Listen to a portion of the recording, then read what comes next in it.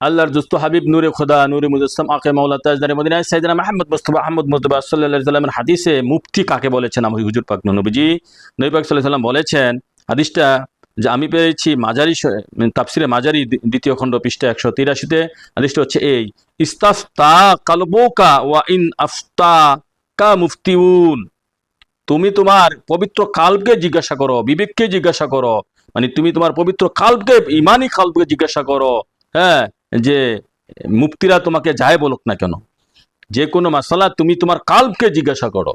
তোমার কোন কালব? যে কালব ইমানি কালব, যে কালব নুরানি কালব, যে কালব স্বচ্ছ কালব, যে কালবের মধ্যে মানে যে কালবের মধ্যে আল্লাহ রাসূল বসবাস করে, যে কালবের মধ্যে নূর বসবাস করে, যে কালবের মধ্যে প্রেম বসবাস করে, যে কালবের মধ্যে বেলায়েত বসবাস করে, সেই কালবকে নবীজি জিজ্ঞাসা করছে, ইস্তাফতা কালবুকা, তুমি তোমার যে কোনো মাসালা মাসাইল তুমি তোমার কালবকে জিজ্ঞাসা করো। কোন কাল?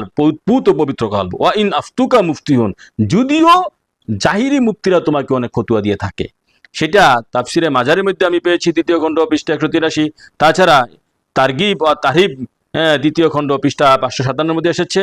তাছাড়া মুসনাদে আহমদের মধ্যে হাদিসটা এসেছে, হাদিস নম্বর হচ্ছে 17,545। আল্লাহ রাসূল সেই হাদিস মানার বোঝার তৌফিক দান করুক, সকলে বলে আমিন।